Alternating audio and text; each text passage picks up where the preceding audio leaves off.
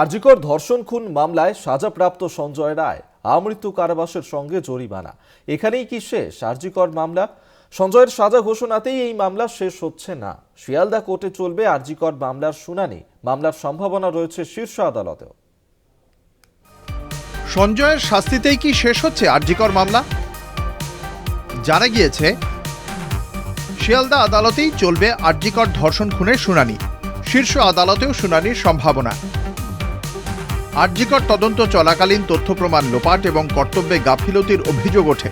সেই অভিযোগে সিবিআই এর হাতে গ্রেপ্তার হন আরজিকরের তৎকালীন অধ্যক্ষ সন্দীপ ঘোষ এবং টালা থানার প্রাক্তন ওসি অভিজিৎ মণ্ডল। কিন্তু সিবিআই সন্দীপ সঞ্জয়ের বিরুদ্ধে চার্জশিট দিতে না পারায় দুজনেরই জামিন মঞ্জুর হয়।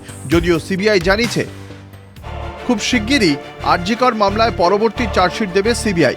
সেই চার্জশিটের ভিত্তিতে ফের এই মামলার শুনানি শুরু হবে। জুনিয়র চিকিৎসক থেকে নির্যাতিতার পরিবারও দাবি করে সঞ্জয় একা নয়, আরও অনেকে জড়িত ঘটনার সঙ্গে। এ বিষয়ে সিবিআই আদালতে জানিয়েছিল বিষয়টি তারা খতিয়ে দেখছে। সংশ্লিষ্ট মহলের মতে সিবিআই এর পরবর্তী চার্জশিটেও এই বিষয়ের উল্লেখ থাকতে পারে। সেক্ষেত্রে বিপদ বাড়তে পারে সন্দীপ ঘোষ এবং অভিজিৎ মণ্ডলের। আর এখানেই উঠছে প্রশ্ন, পরবর্তী চার্জশিটে কার কার বিরুদ্ধে কি কি অভিযোগ থাকতে পারে।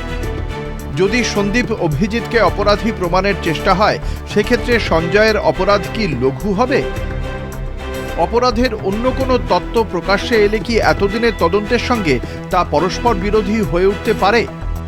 সন্দীপ অভিজিৎ বা অন্য কেউ প্রকৃত অপরাধী প্রমাণিত হলে আমৃত্যু সাজাপ্রাপ্ত সঞ্জয়ের কি হবে?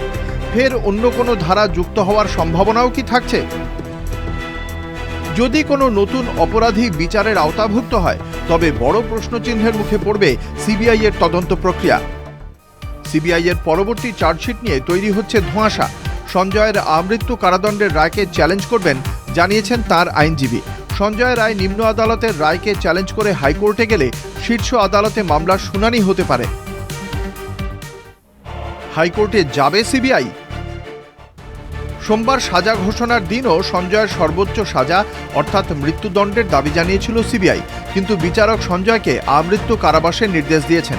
সেক্ষেত্রে নিম্ন আদালতের রায়কে চ্যালেঞ্জ করে কি উচ্চ আদালতে যেতে পারে সিবিআই?